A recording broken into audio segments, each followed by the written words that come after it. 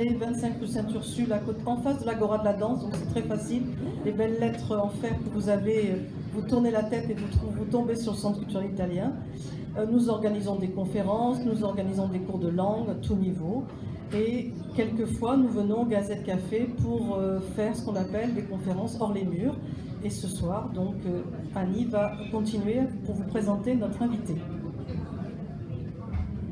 Alors, on ne présente plus notre invité au Montpellierais, puisque nous savons tous que M. Liébert est M. Théâtre. Hein. Ça fait des années qu'il est là, à Montpellier, et qu'il nous régale de tout ce qu'il sait faire et tout ce qu'il nous amène. Et il est en ce moment professeur émérite d'études théâtrales à l'université Paul Valéry. Je lui cède la parole. Merci beaucoup. Donc, il y aura des images, mais pas de son, parce qu'il y avait des petits bouts de fragments, je crois que ça n'est pas rattrapable. Mais, parler un peu de cet homme de théâtre, Giorgio Strehler.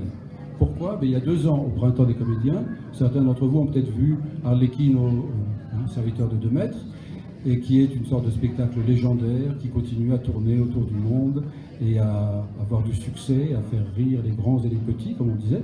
Mais cette œuvre-là vient de Giorgio Strehler et a sa gloire et devient la marque de fabrique presque de ce piccolo théâtre de Milan. Alors, ce qui est intéressant, c'est que je suggérais comme sous-titre un âge d'or de la mise en scène, non pas pour dire que c'était mieux avant, mais parce que Strehler appartient à une génération qui a donné aux spectateurs le sentiment que quelque chose de neuf s'inventait, se réinventait et s'imposait. Et donc c'est dans l'histoire du théâtre européen quelque chose d'assez fascinant et d'assez passionnant de voir cela. Donc je pensais évoquer un peu son parcours et puis après prendre quelques exemples sur son art de mettre en scène les œuvres qui le concernent. Il est né à Trieste en 1921.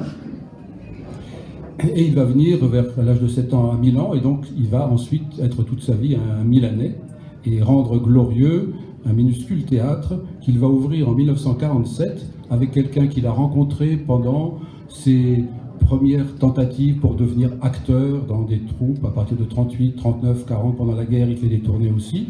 Puis il doit partir en Suisse, se cacher, mais il continue à faire du travail. Et en rentrant en Italie, il retrouve cet ami Paolo Grassi, qui va être son compagnon de travail, son administrateur.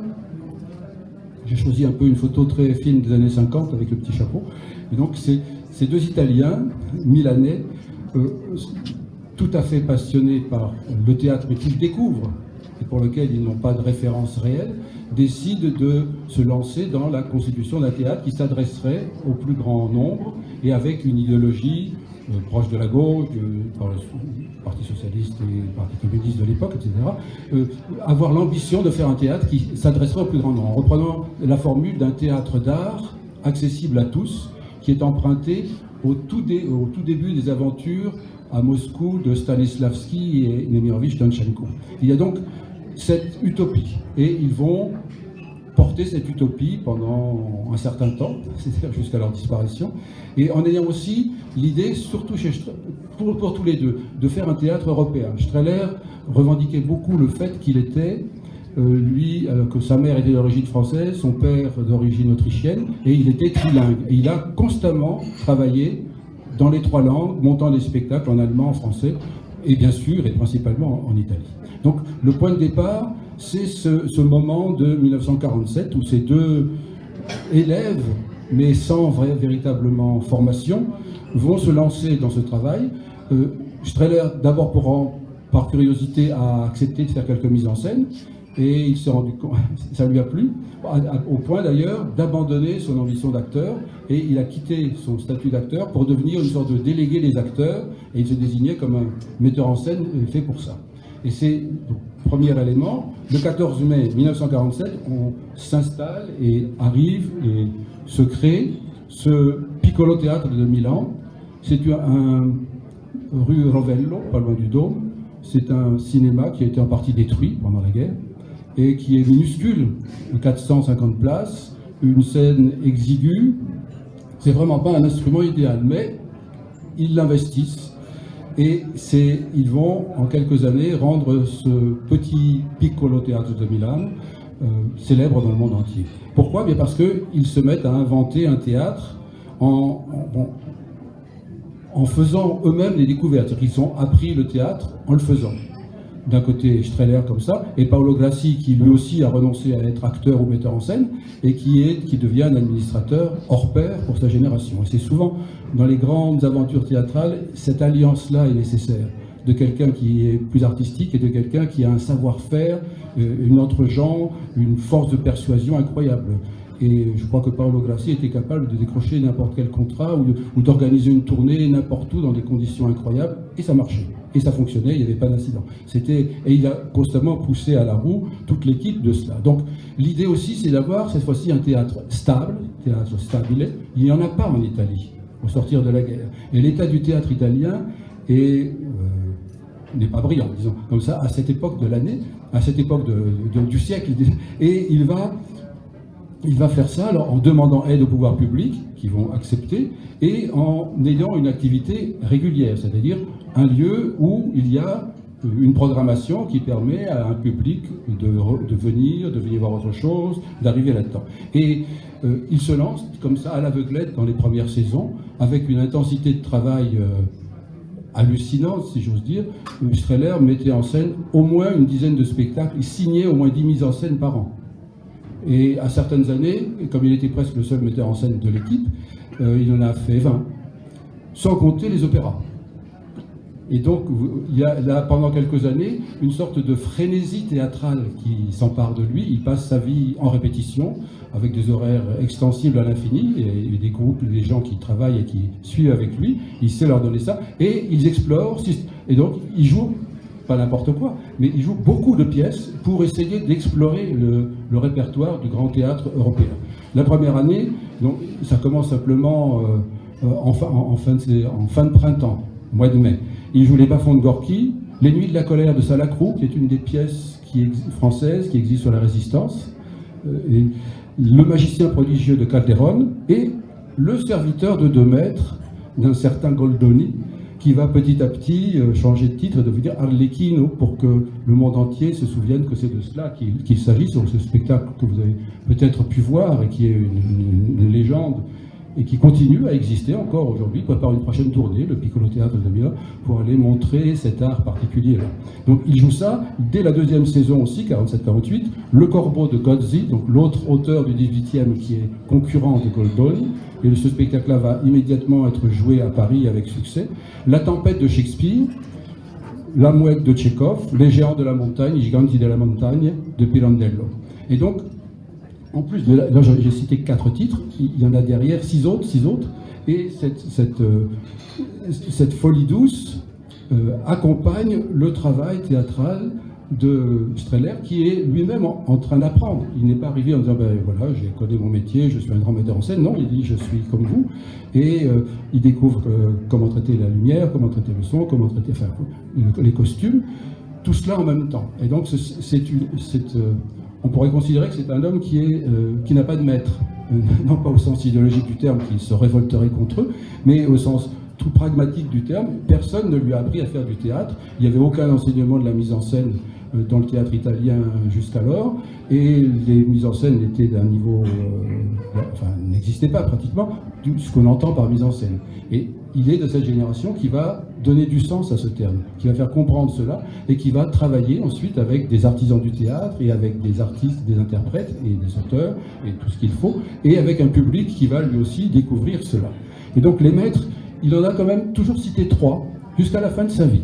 Même sa dernière apparition en public, qui date de novembre 1997, il est venu faire une conférence dans le cadre d'un colloque sur les théâtres d'art en Europe, justement, l'histoire des théâtres d'art en Europe.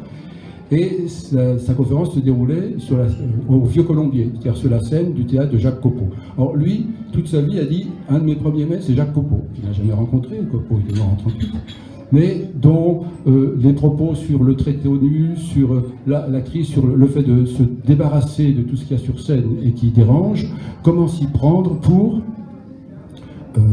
inventer le théâtre à chaque instant. Donc c'est un de ses maîtres et il le célèbre, il le salue toujours. Et ce jour-là, en novembre 97, il était très ému de se retrouver sur les lieux même des débuts du théâtre du Vieux Colombier au cours de la saison 1913-1914, interrompu malheureusement par un événement guerrier. Son autre maître, c'est Louis Jouvet.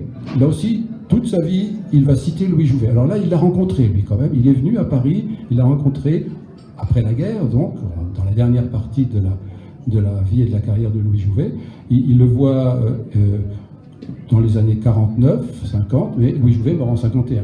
Et il a souvent raconté des conversations qu'il a eues, ou bien il avait le droit de regarder une répétition, où Jouvet venait voir un des spectacles qu'ils amenaient en tournée, puisque Paolo Grassi, lui, faisait partir dans tous les sens tous les spectacles qui tenaient la route partout, et il va avoir cela. Et je note que tout à la fin de sa vie, en 1986, Giorgio Strehler va décider de jouer un spectacle qui raconte un petit peu l'art théâtral de Jouvet, Elvira o la passione teatrale, qui est d'après les leçons que Jouvet donnait au conservatoire en 1940 à une jeune élève qui travaillait sur le personnage d'Elvire dans le Don Juan de Molière. C'est compliqué.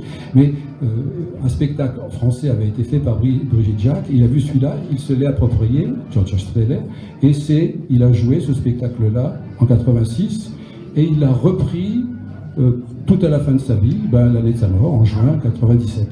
Donc il a rendu hommage à ce deuxième maître.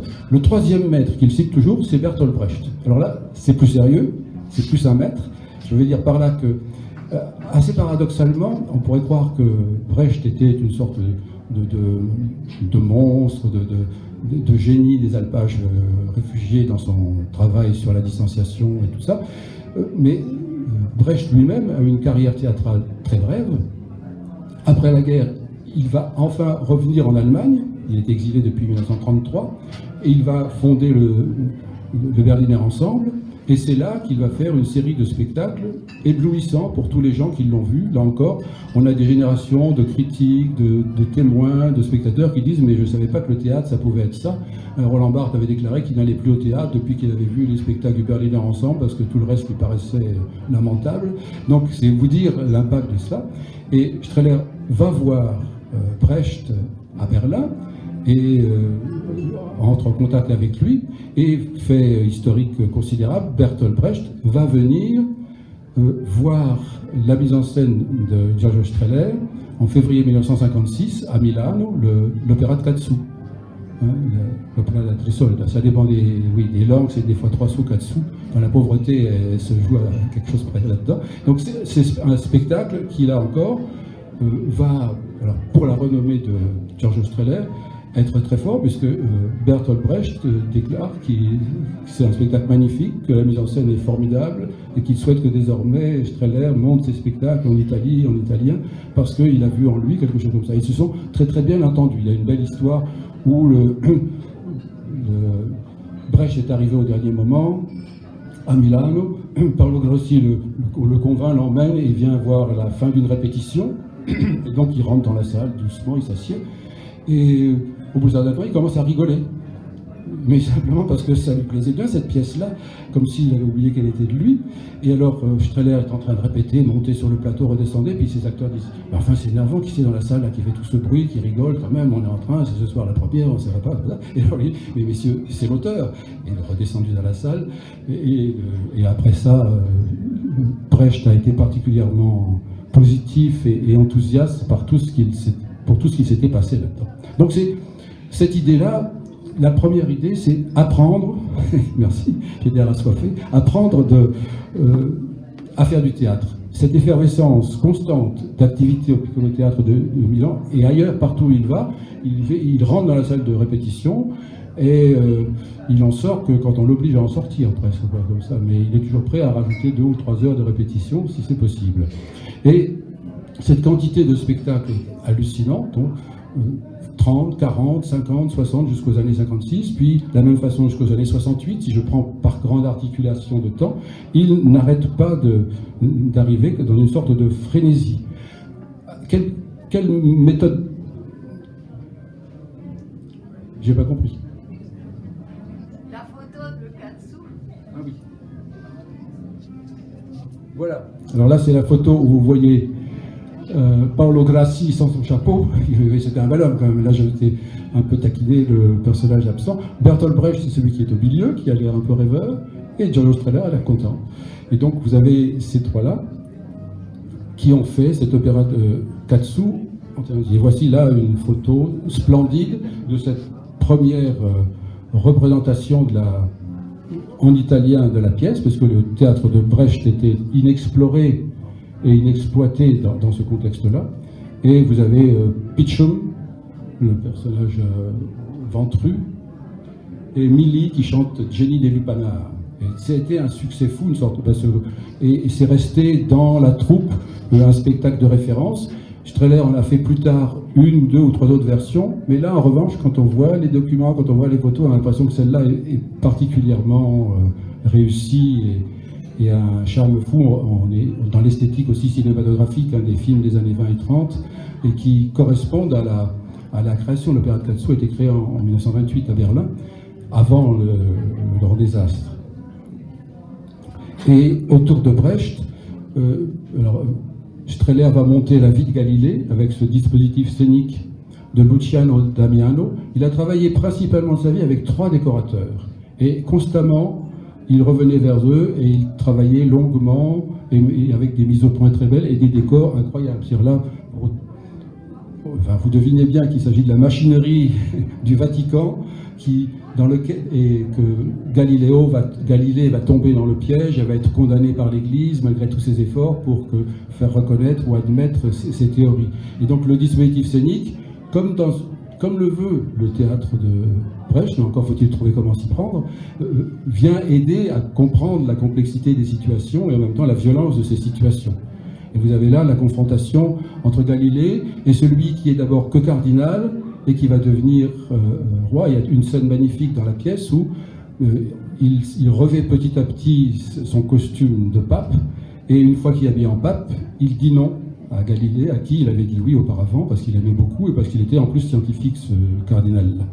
Donc une redoutable efficacité théâtrale pour réussir à nous montrer tout cela, avec un travail, alors que vous imaginez, pour toute l'équipe, quand on voit des dispositifs pareils, on peut s'imaginer que très vite, le Piccolo Théâtre a eu une équipe d'artisans, bâtisseurs de décors de très haut niveau, a eu des scénographes qui avaient du génie, et on se sont entraînés à cela.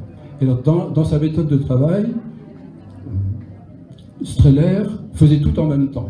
C'est-à-dire qu'il préparait son spectacle, il avait des projets, des visions, des choses comme ça. Et ensuite, il lançait le travail et avec des esquisses de costumes, il réglait en même temps les éclairages, il travaillait sur la bande sonore avec le musicien. Et donc tous les éléments avançaient de pair. Ce qui était à la fois compliqué au début, mais ce qui faisait que rien n'arrivait par strate. Alors qu'assez souvent dans les spectacles, encore aujourd'hui, on dit là, tel jour, on va régler les éclairages 3 jours avant la première, ou bien là, les costumes et les maquillages, on va s'en occuper au dernier moment. Ce qui va très bien, je veux bien, mais ce qui complique les choses, alors que là, c'est tout progresser en même temps. Alors ça rendait certaines répétitions apparemment difficiles, parce que les acteurs devaient patiemment attendre qu'on ait fini de voir quel bruit faisaient les chaussures en marchant sur tel sol pour tel spectacle, mais c'était aussi une façon d'avancer toujours comme cela. Et du coup, les équipes techniques du Piccolo Théâtre étaient très soudées et très réactives et étaient impliquées profondément dans un spectacle dès la première représentation, et non pas dans le calendrier, dans 3 semaines on viendra, et puis dans 4 semaines on aura fini de régler la technique et les éclairages, et puis après ça ira. Donc c'est cette méthode que Strehler a choisi pour lui parce qu'elle lui convenait, et a choisi pour son équipe qui a suivi. Et comme vous imaginez, si je vous dis qu'il y a 10 spectacles par an, les acteurs qui travaillaient dans cette équipe-là avaient l'occasion de jouer et d'apprendre, et de progresser, et de développer, et de passer d'un registre à l'autre, d'un type de pièce à une autre aussi, avec beaucoup de virtuosité et d'impétuosité, parce que c'était, je crois, tout à fait épuisant. Et toujours dans la bonne âme du Szechuan, alors qui est un spectacle qu'il a monté très tôt, et là on voit là une reprise en 81. Vous vous souvenez, c'est cette très belle fable de Chente, jeune fille qui a reçu un cadeau des dieux, et à partir du moment où elle a un cadeau des dieux, qu'elle achète un petit magasin pour vendre du tabac. Elle est prise d'assaut par tous les pauvres du quartier, dont elle fait partie, et qui veulent absolument avoir un petit quelque chose à eux. Et donc elle s'invente un cousin, Shweta, qui est un garçon. Et donc il y a, théâtralement parlant, un temps de virtuosité où l'actrice doit se transformer en personnage masculin, et ce personnage, lui, est dur en affaires, méchant, retors, sans scrupules, et lui permet de se sauver. Et donc la fable brechtienne dit, ouais, quelle est la bonne solution? Que faire à partir de ce cadeau des dieux? Donc tout ce théâtre brechtien va permettre aussi, dans un premier temps, alors il ne joue pas que Brecht, il n'est pas obsédé par là, mais à élargir le registre d'acteurs de quelque chose qui serait proche d'une sorte de réalisme hérité lointainement de Stanislavski, de faire comme si c'était vrai avec les sentiments, et puis d'un théâtre épique où on arrive à dessiner plus clairement les rapports sociaux et une problématique sociologique, si vous voulez, qu'on pourrait inclure là-dedans. Et Strehler va structurer son travail d'homme de théâtre aussi en passant justement d'un registre à l'autre, lui et toute sa troupe, pour réussir à faire cela. C'est comme ça que s'explique le très grand succès de ce spectacle qu'on ne connaît pas habituellement, et que personne ne connaissait d'ailleurs, El Nostro Milan, de Carlo Bertolazzi, qui est un auteur de la fin du XIXe siècle, milanais, qui écrit une pièce sur un quartier de Milan.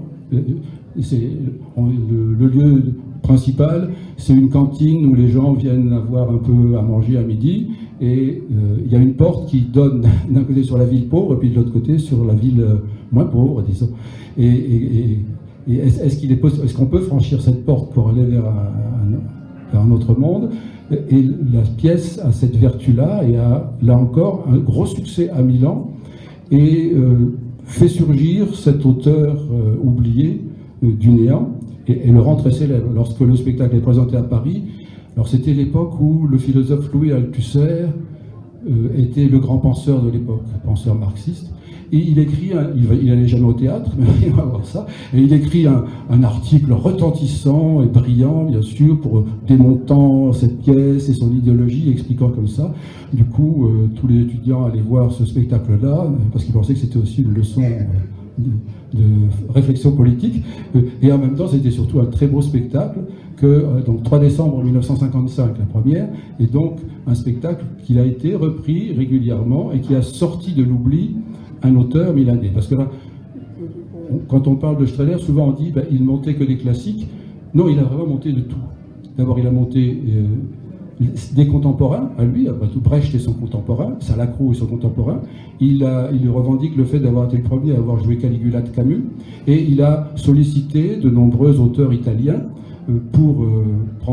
soit pour qu'ils écrivent une pièce pour eux, soit pour leur demander un texte qu'ils avaient déjà. Donc il y a une activité, et de la même façon, il joue les auteurs de son temps. Il est très peu attiré par le théâtre abstrait ou le théâtre expérimental. Il va mettre très longtemps à se décider à jouer du Samuel Beckett, voire une fois il a pris une pièce de Jean Genet, mais il préférait un théâtre soit qui parle des petites gens, les bas-fonds de Gorky et le Nostro Milan, soit qui, avec Brecht, reçoivent une impulsion pour réfléchir et faire du théâtre un tremplin pour ouvrir l'esprit et regarder autrement.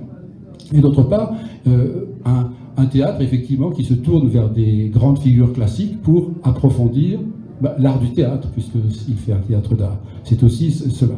Donc, dans le déroulé de sa carrière, on a un peu cette première époque frénétique où il convainc tout le monde et où ses spectacles sont vus et demandés et réclamés dans toute l'Europe. Puis, il va y avoir une rupture autour des années 68. C'est un petit peu ce qui est arrivé à Jean Villard, si vous vous souvenez, au Festival de l'Avignon 68, il s'est fait insulter, Béjart, Salazar, Villard, c'était horrible. Et donc, fâché, et on l'accuse de faire un théâtre trop joli ou trop classique et des choses comme ça, alors que ce classicisme-là, il venait de l'inventer, et donc il n'était pas si usé que ça. Et donc, il quitte le Piccolo pendant 3 ans, il monte une compagnie, Théâtre et Azione, il monte 1 ou 2 pièces, il va à Rome, etc. Pendant ce temps-là, Paolo Grassi fait marcher la machine, et il accueille d'ailleurs plein de jeunes metteurs en scène, dont un certain Patrice Chéreau, qui vient monter 2-3 spectacles, tout jeune homme aussi, au Piccolo Théâtre de Milan. Il dit, pour lui, ça a toujours été son maître. Strehler, puisqu'on parlait de maître tout à l'heure, il est devenu celui de bien des gens. Quand on voit les éclairages des gens qui ont vu ces spectacles, on voit d'où viennent leurs éclairages souvent. Donc il est là, et il va revenir 2 ans plus tard, ayant un peu boudé, au Piccolo Théâtre, dont il ne peut se séparer. Alors il a toujours sa petite salle, on lui promet toujours de lui construire un théâtre, ça va durer jusqu'à la fin de sa vie. Mais en même temps, je crois qu'il adorait cette petite salle où il travaillait si bien dans un lieu un peu étroit. Donc il continue son travail, et à partir du retour après les années 72, le rythme va être moins frénétique. Il n'y aura plus 20 spectacles dans l'année, il n'y en aura que 5 ou 6, et 2 ou 3 opéras. Ce qui est quand même, à en juger par la qualité et la profondeur du travail, c'est quelque chose d'impressionnant. Et il va petit à petit imposer effectivement un style de mise en scène reconnaissable à bien des endroits, et qui est lié à cet amour de la théâtralité. D'abord, on fait du théâtre et on ne cache pas que c'est du théâtre, à cet travail sur l'ambiance qui doit accompagner un spectacle. Il n'est pas du tout pour la modernisation des classiques, il ne va pas transporter ça dans un asile de fous, ou bien dans je sais pas où, dans un vélodrome, pour dire que le misanthrope, ça serait mieux là. Mais il y a bien, quand on a un grand respect, et en même temps, un travail extrêmement subtil et approfondi qu'il effectue lui-même. Il n'a pas besoin de conseiller dramaturgique, c'est lui le dramaturge. Et quand il commence un travail, ça commence par une longue séance où on lit la pièce et où il fait un cours, ou 2 cours, ou 3 cours, en expliquant telle réplique, soulevant tel point, donnant telle intention, complétant telle information. Et c'est un travail pédagogique tout à fait surprenant. En répétition, il est très envahissant. Une fois, un technicien me disait qu'il avait compté, qu'il était monté, il n'arrête pas de monter sur le plateau, et d'aller avec les acteurs, d'être à côté d'eux, puis de leur montrer alors pas de leur montrer comment jouer, mais d'accompagner ce qu'ils devraient faire, ou de leur dire, alors soufflez-moi, alors l'acteur lui souffle son texte, et lui dit, blablabla, et il avance, et il trouve les lignes d'énergie, et il aide les acteurs à trouver les lignes d'énergie. Alors, il y a quand de temps en temps il faisait une mise en scène à l'étranger, il y a certains acteurs qui étaient très surpris.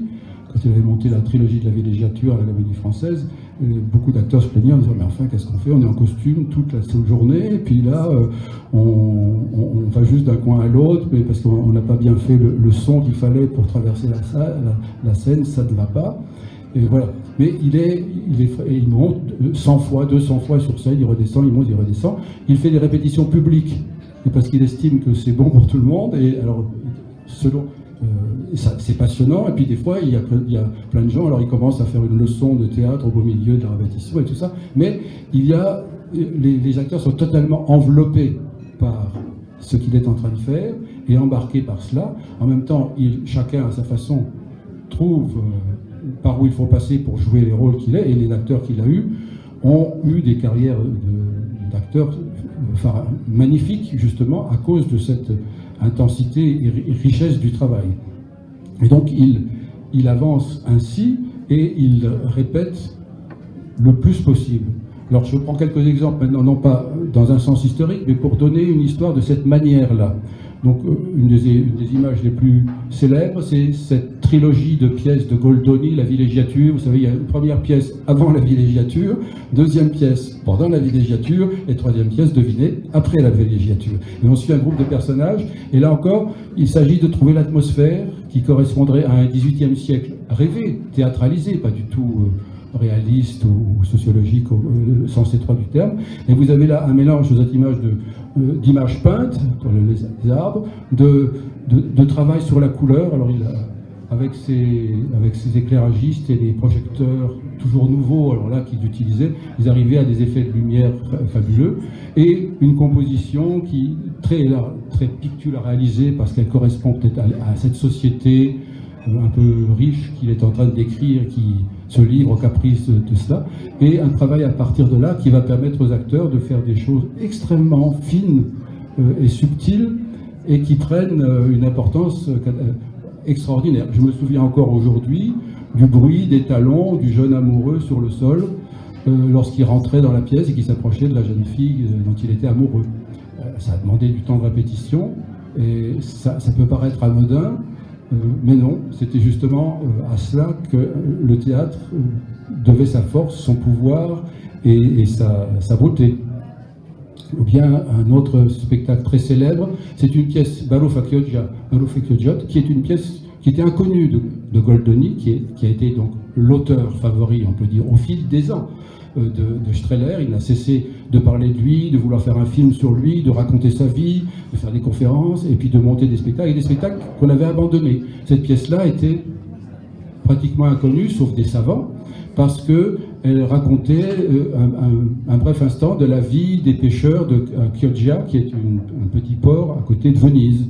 Et c'était un spectacle tout à fait impressionnant, surprenant, et notamment au moment où ce bateau rentrait sur scène, glissait vers le fond de Seine, et où on voyait les pêcheurs sortir, et après blaguer, raconter, se disputer, se retrouver, se quitter, avoir tout cet instant de vie quotidienne qui était leur. Alors là, j'essaie de vous montrer une... Non, j'ai pas pu. Théoriquement, il y a une vidéo là. Voilà. Mais c'est là où nous n'avons pas le son. Alors faites votre son vous-même. En fait, vous voyez Luciano Damiani, qui a été un des décorateurs de Strehler, et qui montre ses trésors, c'est-à-dire son travail justement sur Baruf Akiogiot, sur les chaussures, sur comment ils sont habillés, sur comment c'est ça. Dans sa rapidité, Strehler prenait toujours le temps de demander à son équipe de faire un travail parfait. Parce qu'il estimait que c'était cela qu'on devait à un public de théâtre et non pas à quelque chose de vite fait. Et il a donc énormément travaillé comme ça. Comme il y a des sous-titres, c'est bien, vous n'avez pas besoin du son. Et Damiani a travaillé pratiquement toute sa vie. Il a fait d'autres choses. Il n'a pas travaillé qu'avec Strehler, mais ça a été un de ses compagnons de réflexion, de rêverie et de travail.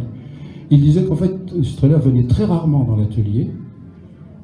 Il l'attend, une fois qu'ils étaient mis d'accord sur tout, il attendait, et après, ils avaient des longues séances, parfois violentes, ils ne se donnaient pas des coups, mais très intenses, parce que Strehler voulait ensuite s'approprier le décor. Et non pas considérer qu'il devait faire comme ça parce que son décorateur avait dit, mais avoir une raison vitale de s'en servir. Donc ils avaient des séances épuisantes de mise au point entre eux, mais comme ils n'ont pas cessé de travailler ensemble, voilà ce que ça donne. Ce sol, et là on est au Piccolo Teatro de Milano, c'est-à-dire que c'est une petite salle et on a l'impression qu'elle est grande, parce qu'il s'y passe et parce qu'il nous est proposé. Alors, je prends un job toujours dans la veine Goldoni. En 1993, le Piccolo avait repris la plupart des spectacles consacrés à Goldoni justement pour faire hommage. Et là vous avez Il Campiello, la petite place. Là aussi une pièce perdue de Goldoni. J'entends par perdue qu'on ne reprenait pas, qui n'avait jamais été reprise.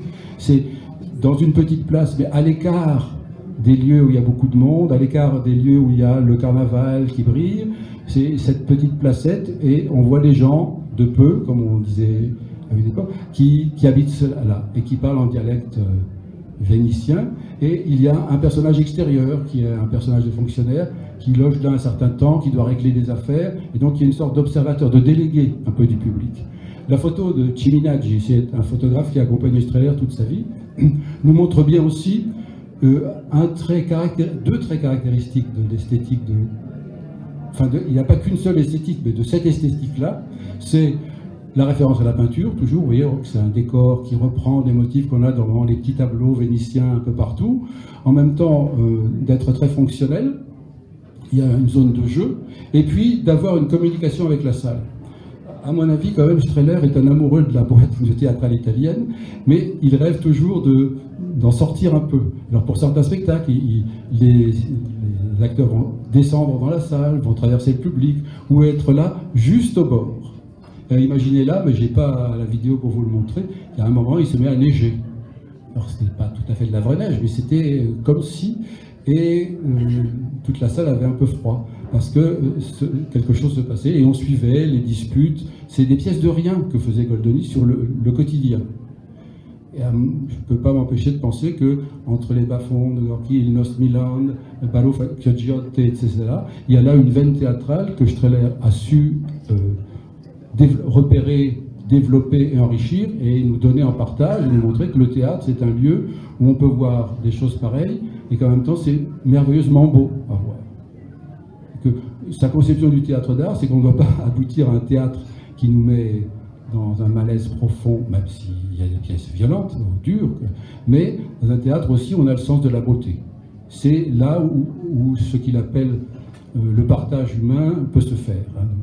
Le titre du livre qu'il publie en 1974 dans l'édition française en 80, alors en français c'est Un théâtre pour la vie, en italien c'est Per un teatro umane.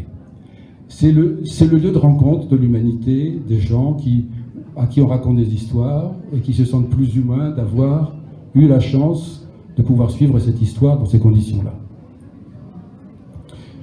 Et alors, comme il rend hommage à la France, en 83, Jack Lang nomme Giorgio Strehler directeur du théâtre de l'Odéon, théâtre de l'Europe. Il le sera jusqu'en 89. Il continue à travailler à Milan, mais il vient et il monte quelques spectacles. Et là, l'utopie, une des grandes utopies de Strehler, à laquelle il est resté fidèle toute sa vie, c'était effectivement cette croyance que la culture pouvait rapprocher au moins les Européens. Soit parce que tout le monde avait des théâtres partout, et soit parce que ce grand répertoire et ces pièces qu'on pouvait jouer pouvaient être au centre de tous ces échanges-là, et lui-même, abondamment, allait faire des mises en scène en allemand, en Allemagne, théâtre et opéra. Il y a une dispute célèbre avec Karajan à Salzbourg, où ils ont failli s'entretuer autour d'un opéra de Mozart, La flûte enchantée. Et d'autre part, il venait régulièrement monter des spectacles en français. Alors là, nommé directeur de l'Odéon, il a une programmation sidérante parce qu'il fait venir. Voilà, je me souviens du jour où j'ai vu dans la même saison La Tempête de Shakespeare par lui, et puis Le Roi Lear par Ingmar Bergman. Et enfin voilà, il y avait... À ce niveau-là, effectivement, le théâtre européen était au plus haut et partagé par, alors là, le plus grand nombre. Là, ici, il travaille sur l'illusion comique de Corneille, et au lieu de la lumière très blanche qu'on a vue auparavant, vous voyez qu'on est là dans l'obscurité, dans un jeu de sol miroir. Alors aussi, il a demandé, il a dit, j'aimerais bien que tout se reflète dans le sol. Alors c'est gentil de dire ça. Comment vous faites après et comment vous faites pendant toute la soirée pour ajuster, pour éclairer, sans qu'il y ait de faux éclairages, pour composer ces images tout à fait surprenantes. Et ça a été aussi, alors, visuellement, une des très belles réussites qu'il a pu avoir, et où il met au premier plan une des choses qui lui tient au cœur aussi, que le théâtre est un art de la magie. Non pas juste en apparaît et disparaît, encore que, mais où c'est le lieu où on voit on a ce genre de vision. Et on se donne du mal pour réussir à composer quelque chose qui va nous donner cette sensation-là. Et vers la fin de sa vie aussi, juste après la mort d'Eduardo De Filippo, il a monté La Grande Magia, une des pièces les plus belles d'Eduardo De Filippo, qu'il n'avait pas osé monter tant que Filippo vivait, parce qu'il trouvait que Eduardo De Filippo et sa troupe faisaient leur théâtre à eux, et donc il ne voulait pas les envahir ou interférer. Et alors là, je ne vais pas parler du travail de l'opéra, parce que je ne sais pas comment m'y prendre, mais quand même, les mises en scène d'opéra qu'il a pu faire, une des plus célèbres, c'est Les Noces de Figaro, montée en 73 à Versailles, en 74 à l'Opéra de Paris, et qui est un des moments clés aussi de son travail, de sa relation avec différents publics. Il critiquait beaucoup le mode de fonctionnement de l'opéra, parce qu'il disait, comme il y a toujours au moins 2 ou 3 distributions, des fois je viens voir le spectacle, et sur scène j'ai des gens que j'ai jamais vus de ma vie, parce qu'on n'a pas travaillé ensemble, le metteur en scène n'y avait pas le droit. Ou la première fois, pour les Noces de Figaro à Versailles, Georg Solti, le chef, a refusé de le voir. Il disait, non, j'ai pas besoin de discuter de la mise en scène ni rien avec vous, moi je m'occupe de la musique, comme si c'était des fonctions séparées. Donc il a beaucoup rué dans les brancards, et en même temps fait des productions d'opéra magnifiques, la plupart à la Scala, parce qu'il connaissait très bien l'équipe technique de la Scala. Alors donc il avait l'impression, il allait 3 rues plus loin, il avait l'impression d'être à la maison, et il savait qu'il aurait les lumières, les sons, les bruits, les tissus, les sols et tout ce qu'il lui fallait pour son opéra. C'est Ezio Frigerio, là, qui avait fait cette scène-là, donc imaginez Voi che sapete che cosa è l'amore, chanté par une jolie chanteuse, Frederica von Stadt, dans ce décor-là. Il y a de quoi être bouleversé et enthousiaste pour toujours. Donc plusieurs de ces mises en scène d'opéra ont été des très très très belles réussites. Là encore, en respectant la période, en respectant le sens de l'œuvre et en essayant au contraire de la magnifier par la magie justement du théâtre. Parmi ces grandes réussites, il y a aussi sa visite à Tchekhov. Il a monté très tôt du Tchekhov et progressivement, plusieurs fois, il a monté La Mouette, il a monté ceci, et le jardin, donc la Cerisay, le jardin des cerises. Avec là, vous avez la graphie de Tchekhov en italien, peut-être. Voilà. Mais vous l'avez reconnu. Et donc, est passé aussi par un chef-d'œuvre, je dirais un chef-d'œuvre majeur. Pourquoi ? Parce que vous avez ce voile sur lequel glissent des feuilles, on peut imaginer de l'arbre en question, et qui surplombe la salle aussi. Et donc nous étions dans une sorte de nuage rêveur, et on voit l'ensemble de la pièce raconté comme à travers un nuage blanc, comme une sorte de monde qui à la fois est en train de disparaître et se voit disparaître. Et il a su faire cela. Et là, c'est le premier acte où Lyubov revient dans sa maison, où elle n'est plus revenue depuis la mort de son petit garçon noyé dans les temps. Et elle est dans la chambre d'enfant. Et là, avec son scénographe, c'est Damiani, ils ont fabriqué cette chambre d'enfant étonnante. Et du coup, où cet esprit d'enfance vient envahir et toucher tout le monde d'une façon très, très bouleversante, je crois. Donc c'est ce moment-là qui est un des grands moments de théâtre. Le deuxième acte se déroule dans la campagne. Il est question de vendre la propriété et il est question de construire, de faire passer une ligne de chemin de fer. Et l'idée qu'a Strehler, c'est de dire ils sont tellement infantiles que pour eux le train c'est ça. C'est quelque chose, un jouet d'enfant, et non pas la réalité économique et historique qui est en train de faire basculer la société dans laquelle ils sont vers un ordre capitaliste plus fort. Et donc, il y a cet ensemble de personnages comme plongés dans un rêve et qui, en face de nous, rêvent leur vie qui est en train de s'en aller, ou leur mode de vie qui est en train de disparaître. Et bien sûr, c'est Valentina Cortez qui est là au centre, tout près du train, et qui a connu avec cela un de ses plus beaux rôles. Le personnage de Fierce, celui qu'on oublie tout à la fin. Vous voyez, tout le monde est parti, on commence à clouer les portes et les fenêtres, mais il y a le serviteur qui est resté là, qui dit tant pis. Et il est en train de tout ranger, et pendant qu'il y a des tours de précipitation, la Cerisay est en train d'être vendue aux enchères, et ça va être donc un choc dont ils ne prennent pas la mesure. Et en même temps, ils vont, de cette façon-là, s'en aller et disparaître et faire cela. À propos de cette pièce, Strehler a écrit un très beau texte où il a, comme concept théorique, l'histoire des 3 boîtes. La boîte du vrai, où on raconte l'histoire de Lyubov, de son frère, de la vente de la maison. La deuxième boîte, qui est la boîte de l'histoire, avec un grand H, où on voit une société qui va s'en aller, qui va être remplacé par une autre société. C'est le personnage qui est un jeune marchand qui va racheter la Cerisay. Et la troisième boîte, enfin, qui est la boîte de la vie, une sorte de boîte métaphysique sur les âges, sur le vieillissement, sur la mort. Et Strehler conclut son texte, que je vous recommande de lire, une représentation juste, et ce mot juste me paraît définir aussi son idéologie. On fait une pièce de théâtre, on va trouver la mise en scène juste.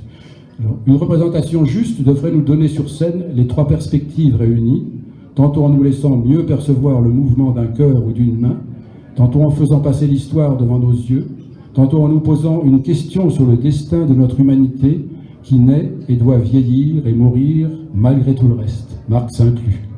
Un décor juste devrait être capable de vibrer comme une lumière qui frémit à cette triple sollicitation. Et donc, on se rend compte aussi qu'il c'est écrire. Alors là, j'essaie d'envoyer une vidéo. Oui. Voilà. Valentina Cortez. Mais il n'y a pas la bande son, alors imaginez-la.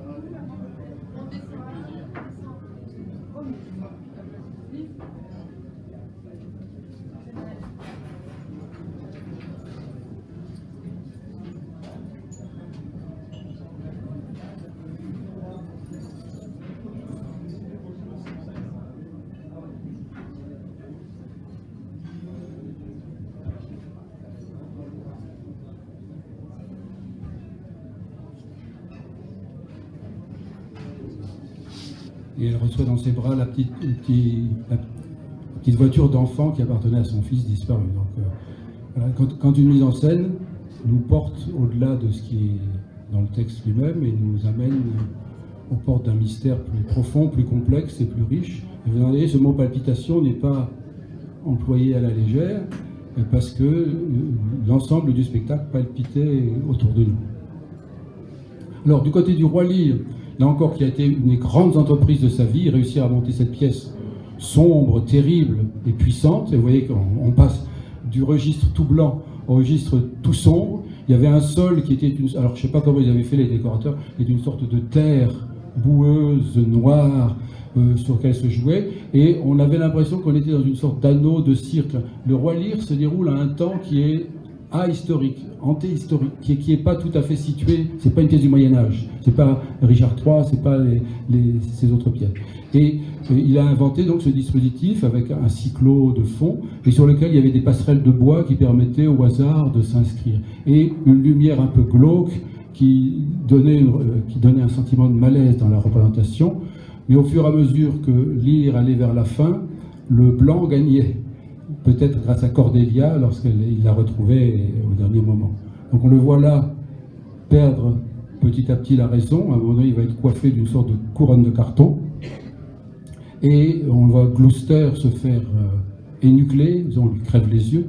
On rigole dans les pièces de Shakespeare. Il y a donc cet ensemble-là, mené par le vilain Edmond et sa maîtresse, et des séquences d'une grande violence et d'une grande beauté. Et puis, deux événements majeurs et très, très surprenants, qui sont la réapparition du Roi Lear tout à la fin avec sa fille. Je vous lis juste une page des toutes petites notes que Strehler a écrites avant de commencer son spectacle. Le décor de base unique, le théâtre monde, la vaste étendue de terre et de boue vide traversée de rayons de lumière.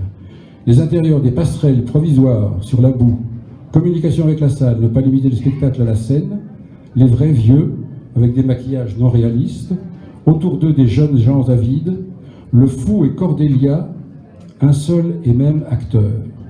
Le spectacle doit être à la fois clair et mystérieux, simple et complexe, mais pas normal. Pas shakespearien au sens d'historique. Voilà les points dont je dois partir, ne pas perdre de vue ces données. Ça c'est au début des répétitions, et il lance ses décorateurs sur ces pistes, les gens qui font musique Scarpi sur la musique, tous les bruits qui vont accompagner, tous ces costumes-là, pour faire avancer les choses. Et idée lumineuse, quand on lit la pièce de Shakespeare, on s'aperçoit que Cordelia, vous savez, la fille gentille mais qui refuse de faire un compliment, qui est déshéritée et chassée, Cordelia quitte la scène et ensuite arrive le personnage du fou. Et ce personnage du fou va accompagner Lear jusque dans sa folie.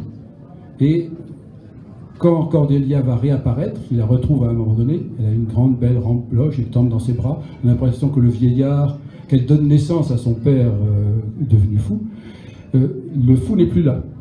Et dans la dernière séquence, lorsque le roi arrive tenant dans ses bras le cadavre de sa fille Cordelia, il dit « Mon fou est mort » dans le texte de Shakespeare. Et donc, alors c'est pas la première fois que ces questions se posaient. Strehler l'a affronté, il a dit je distribue Ottavia Piccolo, la jeune femme qui joue le rôle de Cordelia, dans le rôle du fou.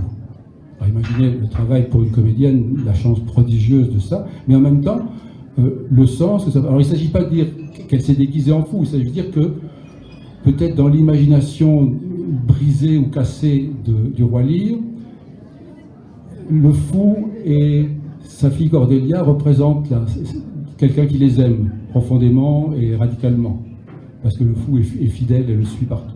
Et donc il y a quelque chose de très troublant, et sans en tordre la pièce, Strehler veut apporter là une dimension que je n'avais pas encore vue dans une mise en scène de cette pièce-là, et aussi déployer l'art du théâtre au plus haut en distribuant une comédienne dans ce double rôle.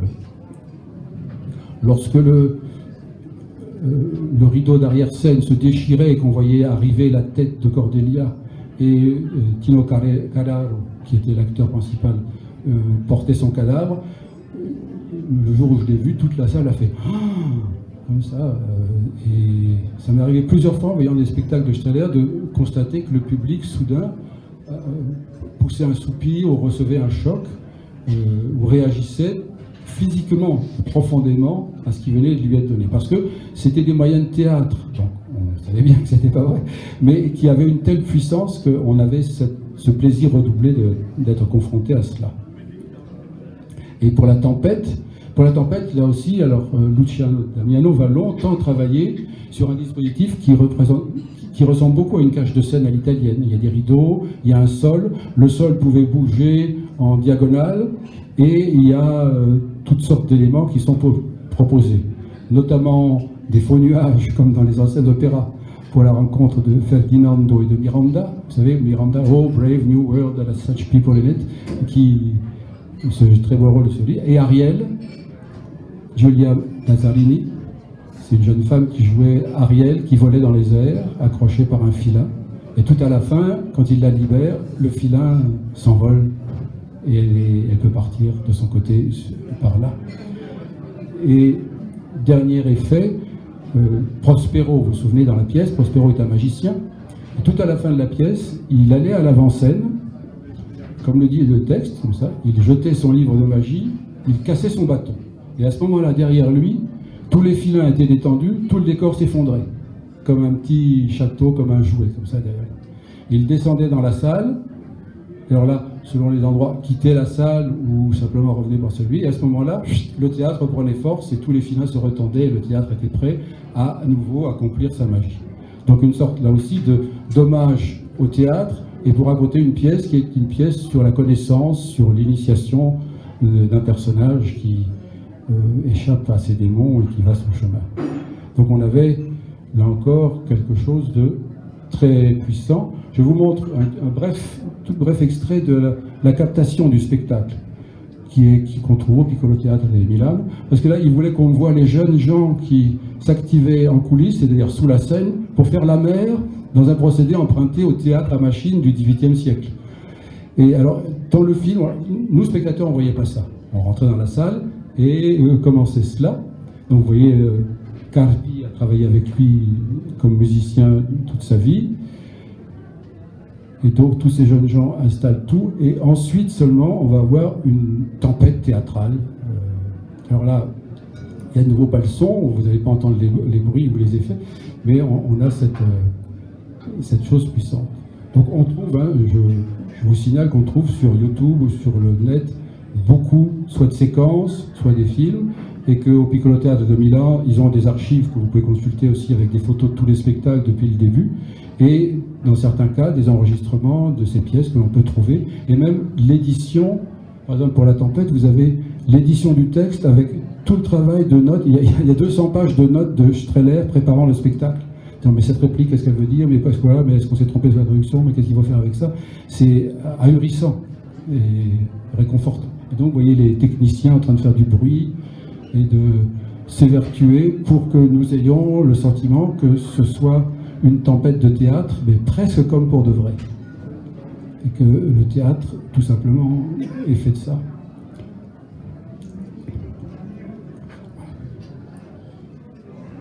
C'est juste comme ça. Et enfin, le spectacle par excellence. Le spectacle par excellence, parce que c'est quand même le premier spectacle qu'ils aient monté en 1947, avec Marcello Moretti, qui a été le premier harlequin, à une époque où, en Italie, on ne sait plus jouer la commedia dell'arte. Il n'y a plus aucun artisan qui sait faire les masques d'acteurs pour jouer à la commedia dell'arte. La tradition s'est perdue, égarée ou sclérosée, et donc le Piccolo Teatro de Milan aborde ce spectacle-là, non pas avec un savoir-faire, mais avec une ignorance totale. Il y a des très jolis textes, toujours là dans ce livre, où il raconte qu'ils ont fait d'abord des masques en carton, mais en carton, quand ils courent comme des perdus, vous transpirez, vous avez juste de la bouillie sur le visage. Ils ont essayé toutes sortes de choses, ça a été très très long, laborieux, et ils ont rencontré Amleto Sartori, qui était un fabricant, un artisan, qui a fabriqué des masques en cuir, et qui petit à petit, ils ont appris à cela. Et petit à petit, ils ont appris à faire la mise en scène correcte ou rêver de cela. Et petit à petit, c'est devenu le spectacle par excellence du Piccolo, puisque on en dénombre 10 versions, toujours signées par Giorgio Strehler. Et alors des versions, il y en a une en plein air, dont il existe une captation qui est assez belle dans un jardin d'un palais italien. Il y en a une à l'Odéon, alors qui est très sombre. Il y a une gigantesque salle de château, et les comédiens entrent très intimidés et jouent presque en cachette. Ce serait comme s'ils étaient à moitié répudiés ou rénovés, ou au contraire, il va reprendre alors une version qui s'appellerait la version des adieux, et puis un peu plus tard, avec la jeune école du théâtre au Piccolo Teatro de Milan, après les années 90, il va de nouveau avoir une version du bonjour. Et la pièce n'a cessé de se jouer. Alors, la chose rare, enfin c'est le seul cas que je connaisse dans l'histoire du théâtre, il y a maintenant une version signée donc, Giorgio Strehler et Ferruccio Soleri, qui est celui qui, à partir de 1963, a pris la succession de Marcello Moretti, et qui joue encore, vous avez pu voir, à Montpellier, il y a 2 ans. Il enlève son masque, et on a un vieux monsieur de 80 ans qui vient de faire le pitre merveilleusement bien, et qui nous a enchantés. Et donc, ce spectacle, un peu comme si Strehler avait réussi l'opération miraculeuse de renouer avec une tradition, et puis lui de se fondre dans la temporalité longue du théâtre à travers ce spectacle. On continue à jouer de ci, de là. Donc c'est un peu cette chose-là qui est merveilleuse. Alors je vous montre sans le son, mais là ça sera un petit peu plus gênant parce qu'il parlait, mais enfin on va voir quelques images quand même. Ça c'est Ferruccio Soleri.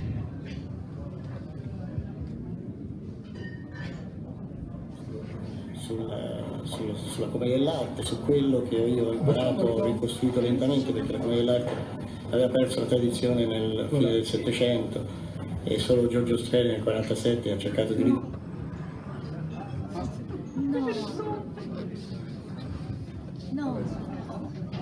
Pouvez m'aider?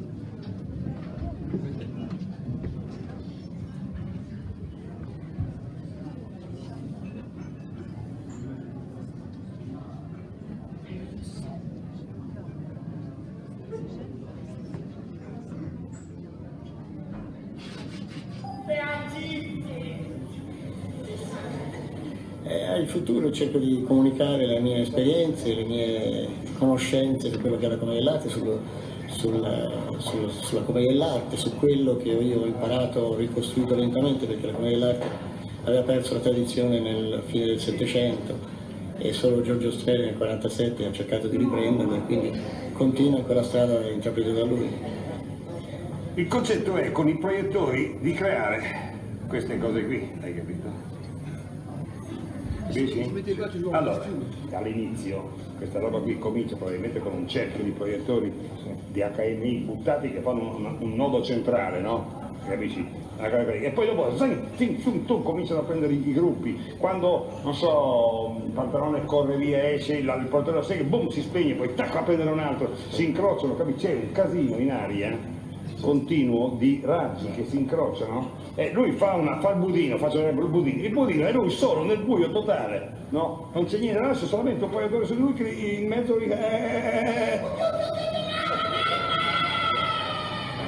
comincia a fare oddio viene felice, era piccolo e con questo ha chiamato tutto il caso. Il 90% dell'Arlecchino è detto a un pubblico frontale, come nel teatro all'italiana. L'inizio te l'ho detto, tutti seduti, o seduti in mezzo al pubblico, cioè tutti in giro, dentro, in mezzo, sono degli spazi, no? Dove siamo liberi, lui è seduto qua, là c'è tutto del pubblico, lei è seduto là, poi là, capisci? E adesso credo che venga una confusione. Io credo che sia meglio che invece nel buio loro corrono dentro con i panchettini e fanno il cerchio.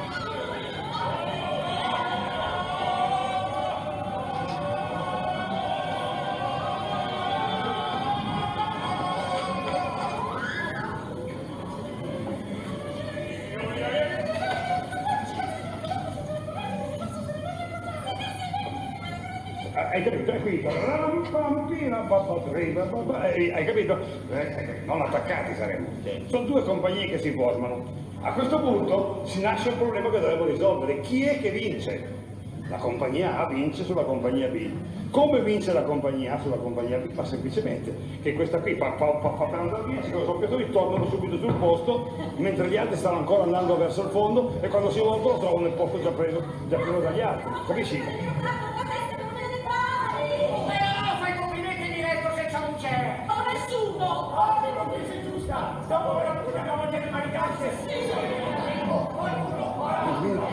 Viene bellissimo, viene una cosa allucinante. Viene un nuovo Arlecchino, ve lo dico io. Pourrait passer le restant de la soirée là. Pour finir, je vous dis, je cite d'un côté. Je cite d'un côté Patrice Chéreau, qui a écrit cela au lendemain de la mort de Strehler. Il était le maître que je m'étais choisi. Il était le théâtre tout entier. Celui qui pensait que le théâtre avait une responsabilité dans le monde et dans la société. Celui qui m'a tout appris. L'espace théâtral, le travail du sens, comment raconter une histoire à travers la poésie du théâtre, comment allier la légèreté à la gravité. Et puis, je cite Strehler quand même, dans un petit texte appelé Intermezzo, il dit « Mon métier consiste à raconter des histoires aux autres. Il faut que je les raconte. Je ne peux pas ne pas les raconter. Je raconte les histoires des uns aux autres. »